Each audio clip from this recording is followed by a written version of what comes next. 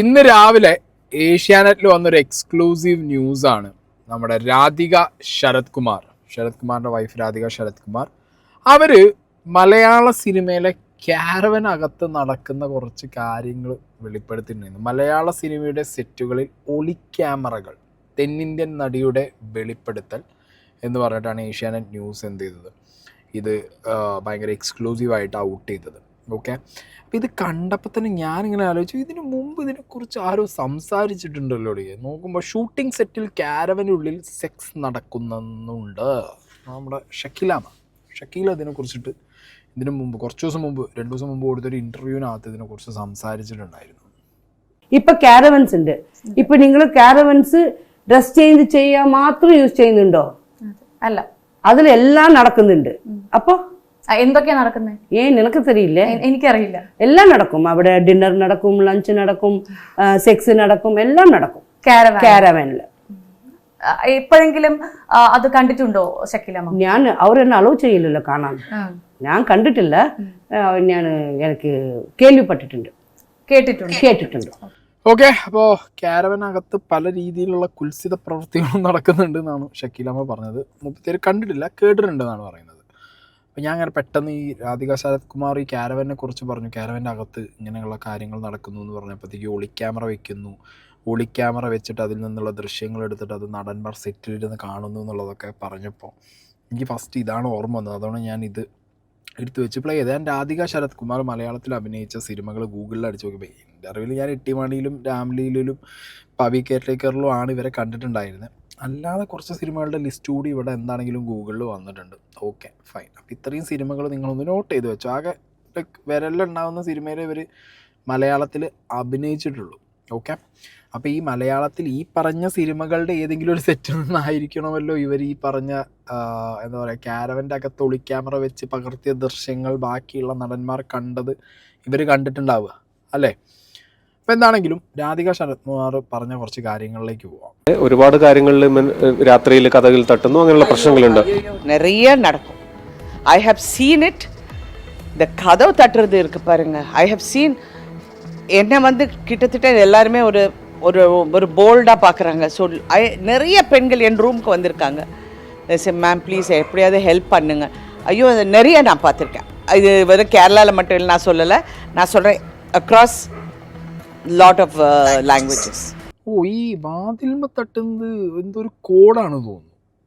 കാരണം ഇവരെന്നെ പറയുന്നത് കുറേ കണ്ടിട്ടുണ്ട്, മലയാളത്തിൽ മാത്രമല്ല എല്ലാ ഭാഷകളിലും ഈ സാധനം ഉണ്ടെന്ന് ഇവരെന്നെ പറയുന്നുണ്ട്. അപ്പോൾ പിന്നെ എനിക്ക് തോന്നുന്നത് എന്താണെന്ന് വെച്ച് കഴിഞ്ഞാൽ ഇതൊരു ഇൻ്റർനാഷണൽ കോഡാണ് തോന്നുന്നത് എനിക്ക്, കഥവിൽ തട്ടി കൊടുത്തത്. അതും ഇനി പഴയ കാലഘട്ടത്തിൽ ഫോണോ കാര്യങ്ങളോ സാധനങ്ങളൊന്നും ഇല്ലല്ലോ. അപ്പോൾ പിന്നെ തട്ടി ഓടുക അങ്ങനെ ആയിരിക്കാം കോഡ് കൊടുക്കുന്നത്. അല്ലാന്നുണ്ടെങ്കിൽ ഇതൊരു ഓക്കെ ബില്ലിംഗ് ആണോ അല്ലേ, അങ്ങനെ എന്തെങ്കിലുമൊക്കെ ആയിരിക്കാം. മറ്റേ ഉണ്ടല്ലോ തൽപര കക്ഷിയാണോ എന്നുള്ളത് അറിയാനൊക്കെ, അങ്ങനെ വല്ല സംഗതിയാണോ എന്നുള്ളത് അറിയാൻ പാടില്ല. എന്താണെങ്കിലും കോഡാണെന്ന് ഇപ്പോൾ മനസ്സിലായി. പിന്നെ ഇവരൊക്കെ പറയുന്ന ഇവരുടെ ഒരു സിനിമയുടെ ഒരു 46 ഇയേഴ്സ് എന്നൊക്കെ പറയുമ്പോൾ 20 കൊല്ലവും 15 കൊല്ലവും മുന്നേ കണ്ടതാണോ അത് റീസെൻ്റ്ലി കാണുന്നത്? റീസെൻ്റായിട്ട് അങ്ങനെ വരാൻ വല്ല വഴിയുന്നുണ്ട്. റീസെൻ്റ് ആണെങ്കിൽ മൊബൈൽ വാട്സപ്പിലായിരിക്കും പരിപാടികൾ.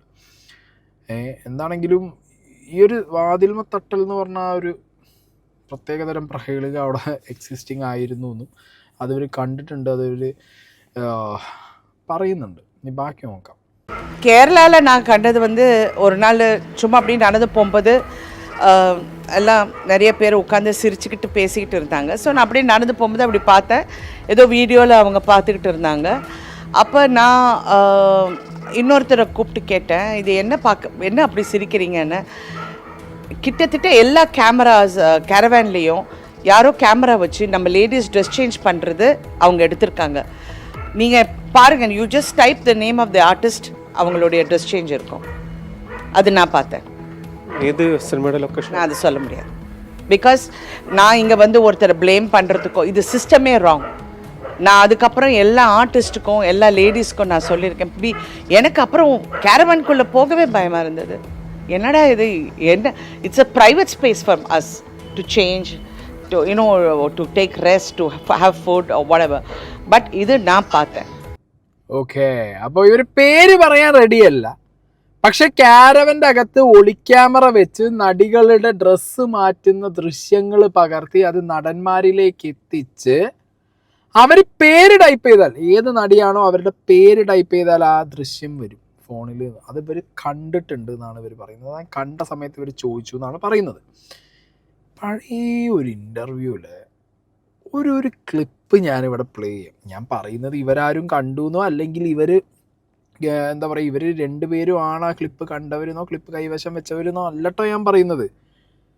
രാധിക ശരത് കുമാർ ഇങ്ങനെ ഒരു തുറന്നു പറച്ചിൽ, ക്യാരവൻ്റെ അകത്ത് ഒളി ക്യാമറ, അതിൽ നിന്നുള്ള ദൃശ്യങ്ങൾ കാണുന്നു. ഇത് ക്യാരവൻ റിലേറ്റഡ് ആയിട്ടുള്ള ഒരു കോമഡി ആയിട്ട് നിങ്ങൾ കണ്ടാൽ മതി. ഓക്കെ, രാമലീലയുടെ ഒരു കാര്യം പെട്ടെന്ന് ഓർത്തെന്ന് പറഞ്ഞാൽ, ഒരു ക്യാരവാനിനകത്ത് 2 പോർഷനാണ്. ഒരു പോർഷനിൽ നമ്മളെല്ലാവരും കൂടെ ഇരിക്കും, രാത്രി നൈറ്റ് ഷൂട്ടിംഗ് ആണ്. ഇപ്പുറത്തെ പോർഷനിൽ രാധികയാണ്, രാധികയും രാധികയുടെ അസിസ്റ്റൻസും കൂടെ. രാധിക 3-ാം ദിവസം എന്നെ വിളിച്ചു ചോദിച്ചു, എന്താണ് അപ്പുറത്ത് പാതിരാത്രി വരെ ഇത്രയും ചിരി ഞാൻ കണ്ടിട്ടില്ല. ഞാൻ പറഞ്ഞു കോമഡി ടൈം. കോമഡി ടൈം അല്ല, ഞാൻ ചുമ്മാ വെച്ചു എന്നേ ഉള്ളൂ. കാരണം എന്തോ ഒരു കോയിൻസിഡൻസ് പോലെയൊക്കെ തോന്നി. അതും ക്യാരവൻ, ഇതും ക്യാരവൻ, ക്യാരവനോ ക്യാരവൻ, ബാക്കിയാണ്. I have seen videos of women changing clothes in the caravan. அப்புறம் நான் சத்தம் போட்டாங்க. I told them this is not right. I called the caravan fellows. ஒரு கேமரா இந்த செருப்பால் அடிப்பேன். இதே தான் நான் சொன்னேன், இதே வேர்டு நான் யூஸ் பண்ணேன். என்னது இது? And I was very angry, of course. எனக்கு அவ்வளோ language communication அங்கே கிடையாது. But I insisted, I need to be safe. I don't want caravan. I'll go to a room. அப்புறம் அவங்க வந்து சொன்னாங்க, இல்லை நாங்கள் சொல்லிட்டோம் எல்லாம். பட் ஏன்னா நம்ம இண்டஸ்ட்ரி நம்ம மேலே பார்த்து துப்புனா நம்ம மூஞ்சில தான் விழும். So I don't want to take names. You understand my point, why I am not telling.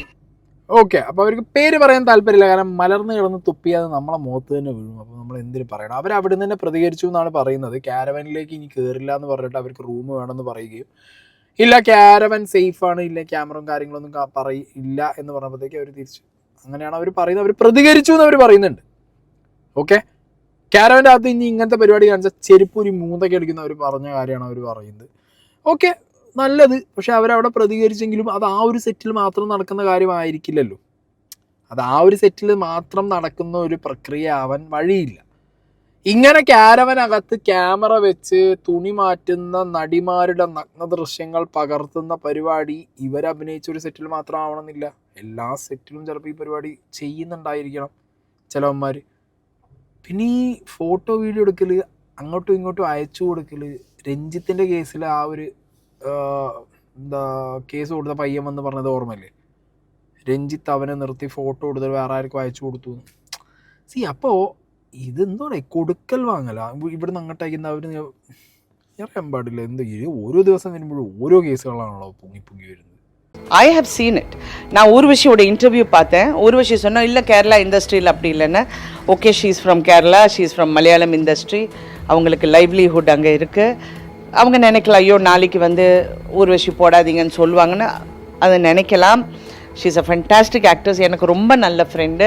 But இந்த விஷயத்தில் ஐ differ. It is not only Kerala, it happens in Tamil, it happens in Kerala. To say, I have to say, oh, because he was an accused.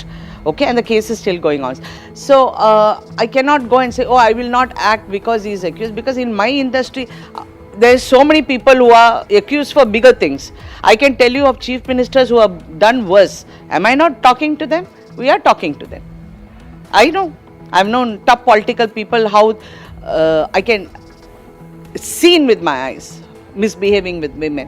I am not here to say, oh, has this man done wrong? இந்த ஆள் தப்பு செஞ்சதா? எனக்கு எல்லாரையும் தெரியும் அந்த மலையாளம் ഇൻഡസ്ട്രിയിൽ. Okay, ദിലീപിൻ്റെ കൂടെ രാംലീലയിൽ അഭിനയിച്ചു. അപ്പോൾ ഒരു നടിയെ ആക്രമിച്ച കേസിൽ പെട്ട് ഇപ്പം അതിൻ്റെ ഒരു തീരുമാനമായിട്ടുള്ള കോടതിയിൽ നിന്നൊരു വേർഡിക്റ്റും വന്നിട്ടില്ല. അപ്പം അങ്ങനെയുള്ള ഒരു വ്യക്തിയുടെ സിനിമയിൽ നിങ്ങൾ എന്തുകൊണ്ട് അഭിനയിച്ചു എന്നുള്ളൊരു ചോദ്യം നിങ്ങളോട് പ്രേക്ഷകർ ഇത് കാണുമ്പോൾ ചോദിക്കും. അതുകൊണ്ട് ഞാൻ ചോദിക്കുന്നു എന്ന് പറഞ്ഞിട്ടാണ് ഇതിൻ്റെ ആങ്കർ ഇവരോട് ഈ ചോദ്യം ചോദിച്ചത്. അപ്പോൾ അവർ എനിക്ക് തോന്നുന്നൊരു കൃത്യമായ മറുപടി അല്ലേ. നമ്മളെ നാട് ഭരിക്കുന്നവർ തന്നെ പല വൃത്തികെട്ട കേസിലും പെട്ടിട്ടുണ്ട്. അത് വിചാരിച്ചിട്ട് നമ്മളവർക്ക് വോട്ട് കൊടുക്കാതിരിക്കുക, നാട് ഭരിക്കുന്നതെന്ന് ഇറങ്ങി പോകാൻ പറയുന്ന പരിപാടികളൊന്നും ഉണ്ടായിട്ടില്ലല്ലോ. ഇതിലും മോശമായ കേസുകൾ വരുന്നുണ്ട്. അങ്ങനെയുള്ളവർ ഇവർക്ക് അറിയാം. രാഷ്ട്രീയക്കാരുണ്ട്, പലരും ഇവർക്ക് അറിയാം. ഓൾറെഡി കേസ് കോടതിയിലാണ്. പിന്നെ ഇത് വർക്കാണ്, അവരുടെ എന്താ പറയുക, ജോബാണ്. ഓക്കെ, അപ്പോൾ ആ സിനിമയിലേക്ക് അവരെ കാസ്റ്റ് ചെയ്യുന്ന സമയത്ത് ദിലീപ് ഉണ്ടോ എന്നാൽ ഞാൻ വരുന്നില്ല എന്ന് പറഞ്ഞിരിക്കേണ്ട ആവശ്യം അവർക്കില്ല. ദിലീപ് തെറ്റുകാരനാണ് അല്ലെങ്കിൽ ദിലീപ് ഇത് ചെയ്തിട്ടുണ്ടെന്നുണ്ട് കോടതി പറഞ്ഞതിന് ശേഷവും സിനിമ എന്ന് പറഞ്ഞാൽ ഇത് അങ്ങനെയല്ലല്ലോ. കോടതിയിലാണ് ആ കേസ്, അത് അവിടെ നിൽക്കട്ടെ. അപ്പം ഞാൻ എന്തിനു അഭിനയിക്കാതിരിക്കണം? ഞാൻ അങ്ങനെ അഭിനയിക്കാതിരിക്കുന്നില്ല. ഇതിലും മോശപ്പെട്ടവരെ കണ്ടിട്ടുണ്ടെന്ന് പറഞ്ഞിട്ടുള്ളൊരു കാര്യമാണ് അവരവിടെ പറഞ്ഞിട്ടുണ്ടായിരുന്നത്. ഓക്കെ, അപ്പോൾ ഇത് ഇന്ന് ലാലേട്ടൻ വന്ന് പറഞ്ഞിട്ടുണ്ടായിരുന്നു മറ്റെന്താ, എല്ലാവരും കൂടി ഞങ്ങളെ ആക്രമിക്കുന്നു, മലയാളം ഇൻഡസ്ട്രിയെ തകർക്കാൻ നോക്കുന്നു. ഇപ്പം നിങ്ങൾ നോക്ക് എന്തൊക്കെയാണ് നടന്നുകൊണ്ടിരിക്കുന്നത്. മലയാളത്തിലെ ഒരു സെറ്റിൽ അഭിനയിക്കാൻ വന്ന സമയത്താണ്, മലയാളം സിനിമയുടെ ഒരു സെറ്റിൽ ഉള്ള ടൈമിലാണ് രാധിക ശരത് കുമാർ ഈ ഒരു വെളിപ്പെടുത്തൽ പറഞ്ഞിട്ടുള്ളത്. ക്യാരവനകത്ത് ഹിഡൻ ക്യാമറ വെച്ച് ഷൂട്ട് ചെയ്തിട്ട് അത് കണ്ട് ആസ്വദിച്ച് ചിരിക്കുന്ന ആളുകൾ എന്ന് പറയുമ്പോൾ ഇവിടെ എത്തി കാര്യങ്ങൾ. അപ്പോൾ പിന്നെ പൊതുജനത്തിനും ഇവിടുത്തെ മീഡിയാസിനും ലാലേട്ടൻ വന്നിട്ട് നിങ്ങൾ തകർക്കുന്നു, ഞങ്ങളല്ല തകർക്കുന്നേ, നമ്മളെന്ത് തകർക്കാൻ, നമ്മളെ കൊണ്ട് എന്ത് ചെയ്യാൻ പറ്റും, ഏറിപ്പോയ സിനിമ കാണാൻ താല്പര്യമില്ല, ഇനി മുതൽ മലയാള സിനിമ കാണില്ല എന്ന് ചിലപ്പോൾ പറയുമായിരിക്കും. അങ്ങനെയും പറയില്ല, കാരണം സിനിമയെ അത്രയും ഇഷ്ടപ്പെടുന്നവരാണ്. സിനിമ എന്ന് പറഞ്ഞ കലയെ അത്രയും ഇഷ്ടപ്പെടുന്നത് കൊണ്ടാണ് അതിലെ നടനെയും നടിയും ബാക്കി ടെക്നീഷ്യന്മാരെയും നമ്മൾ ഇഷ്ടപ്പെടുന്നത്, റെസ്പെക്റ്റ് ചെയ്യുന്നത്.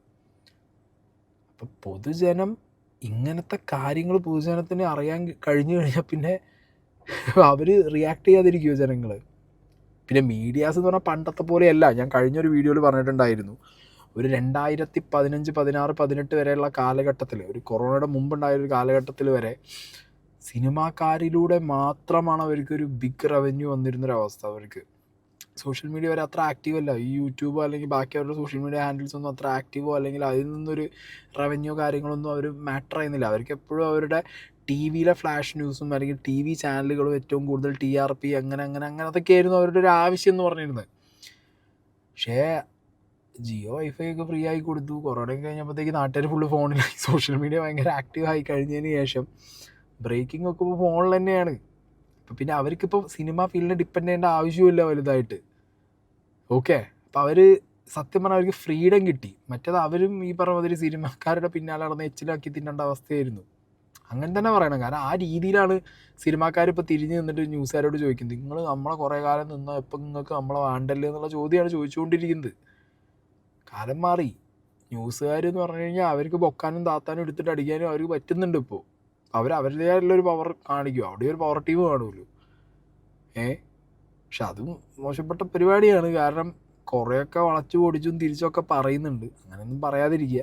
ഉള്ള കാര്യം ഉള്ളതുപോലെ കാണിച്ച് തന്നാൽ ന്യൂസുകാർക്കാണെന്നുണ്ടെങ്കിലും കുറേ കാലമായിട്ട് മുന്നോട്ട് പോകാൻ പറ്റും. ഇല്ല വളച്ചും തിരിച്ചും തമ്മിലും അടിച്ചും പിന്നെയും വളഞ്ഞ് തിരിഞ്ഞു പോകാൻ കഴിഞ്ഞാൽ ന്യൂസുകാർ ഒരു കാലത്ത് എന്ത് ചെയ്യും, നാട്ടുകാർ വളച്ചിട്ട് കുത്തും. അപ്പോൾ പിന്നെ ഇതെല്ലാം എക്സിസ്റ്റ് ചെയ്യണം ഇവിടെ. സിനിമയാണെങ്കിലും സോഷ്യൽ മീഡിയ ആണെങ്കിലും രാഷ്ട്രീയമാണെങ്കിലും എല്ലാം എക്സിസ്റ്റ് ചെയ്യണം. എക്സിസ്റ്റൻസ് ഇല്ലാന്നുണ്ടെങ്കിൽ പിന്നെ കാര്യമില്ല. എക്സിസ്റ്റ് എങ്ങനെ ചെയ്യണം? മാന്യമായ രീതിയിൽ മര്യാദയ്ക്ക് ചെയ്യണം. തെറ്റ് കണ്ടാൽ പറയണം. ഇനി ഒരു തെറ്റിലും പെടാത്ത ഒരാളെക്കുറിച്ച് ഒരു ആരോപണം വന്നു കഴിഞ്ഞു, ആ ഒരു ആരോപണം ശരിയല്ല എന്ന് പറഞ്ഞു കഴിഞ്ഞാൽ അതും പൊതുജനത്തിനും പറയണം. അതാണ് വേണ്ടത്. എന്താണെങ്കിലും ഒരു ദിവസം ചെല്ലും തുടങ്ങി. ഇപ്പോൾ നാളെ 7 മണിക്ക് ഏതോ ഒരു പ്രമുഖ നടീൻ്റെ വെളിപ്പെടുത്തൽ വരുന്നുണ്ട്. ഹേമ കമ്മിറ്റി റിപ്പോർട്ടിലെ തീരുമാനമില്ല, അതിൻ്റെ മുന്നേ പുറത്ത് ഇതിലും വലിയ പ്രശ്നങ്ങളാണ് പുലിവാല് പിടിച്ചുകൊണ്ടിരിക്കുന്നത്. കൊള്ളാം.